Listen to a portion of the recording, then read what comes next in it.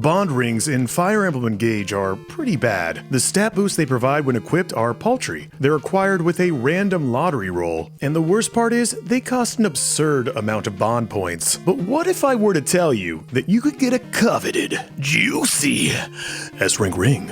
And you could get it every single time for a fraction of the cost. And that some of those rings are even better than the main emblem rings in the story. Hiya Papaya, I'm Choopy Choosy, and that's exactly what this guide is going to show you.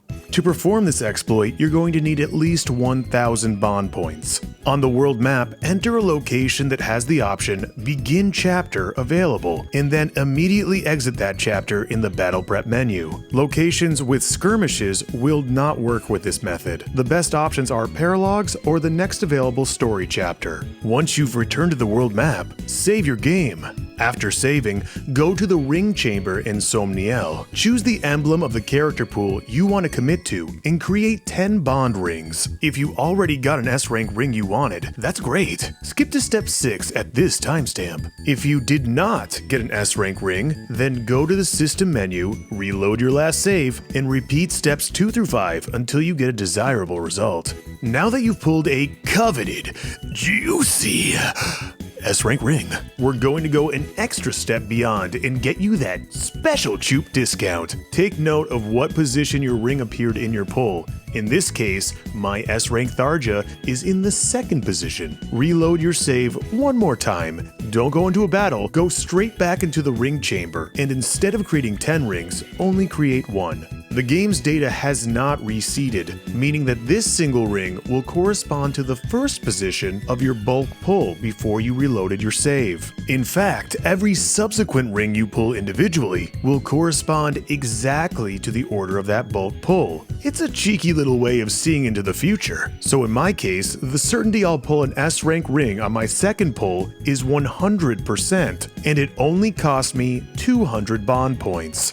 Compare this to 10,000 Bond points, and you can see why this exploit is so potentially powerful. Another cool trick about this exploit is that once you have an S-rank ring seeded, you can reload and pull from another emblem pool and get a guaranteed S-rank in that same position. Another even cooler trick is that each of the characters actually correspond to their position on the emblem rings checklist. So if I pull an S-rank Owain, who is the 7th character down in Lucina's Bond ring list, I can reload my save and know with 100% certainty I'm getting an S-rank Ileana if I draw from Ike's list, or an S-rank Rebecca if I draw from Lynn's list. Without spoiling the amazing story of Fire Emblem Engage, the majority of your army, for the majority of the game, will not have an Engage ring equipped on them during deployment, so having a supply of potent Bond rings in your back pocket to cover your B team will greatly impact your gameplay, even more so due to the fact that a small handful of S-rank rings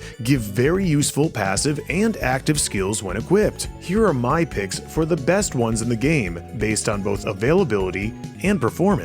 Marth, Sigurd, and Celica are the first emblems you get, and their Bond rings will be available by Chapter 5. Notable rings in their respective lists include Deidre from Sigurd's pool, which recovers 5 HP at the start of each turn; Sheeta from Marth's pool, which reduces damage by 5 if under 50% HP; Navarre from Marth's pool, which adds 10% crit to sword users on player phase; and May from Celica's pool, which adds 20% damage to all Thunder Tomes. However, in the context of the actual game, Navarre and May's skills don't really help in the early chapters, which they're exclusively available in. This is because the only sword user you can equip rings on is Alear until after Chapter 7, and not using an emblem ring on Alear during deployment is probably going to make the game much harder for yourself. May, along with Lilina and Nino, are excellent damage modifiers, and will scale very well when you get to higher might tomes. Again, you wouldn't be able to use May's ring with a Thunder Tome until after Chapter 7. This is an issue because by Chapter 8, you'll have access to Leaf's list of Bond rings, which will give you the chance to get, in my opinion,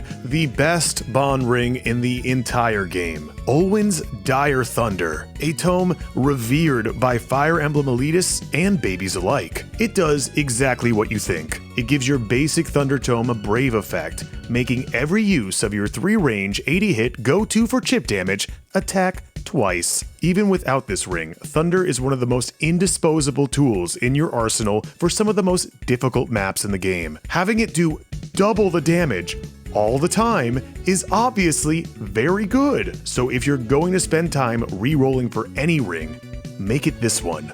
By mid-game, you'll have access to Lyn, Ike, and Byleth. Notable rings include Eliwood in Lyn's pool, which gives drawback, Mia in Ike's pool, which gives shove. The maps in this game are relatively big compared to unit movement. Having movement actions can help you reach objectives quicker, and can save you from some very sticky situations. While Ike himself gives reposition via skill inheritance at a surprisingly cost-efficient price of only 200 SP, there are still a few reasons why I think going out of your way to get these movement skills is worth your time. Like all of these bond ring skills, they do not take up skill slots like reposition or swap does, and in my experience, having a variety of movement skills at your disposal gives more options and more solutions for how to approach combat. The last ring I'd like to talk about is Claude in Byleth's pool, which gives +1 to bow range if the unit is at full HP. Warrior is the only backup unit with access to bows. Equip them with this ring and a longbow for a great time. Good night.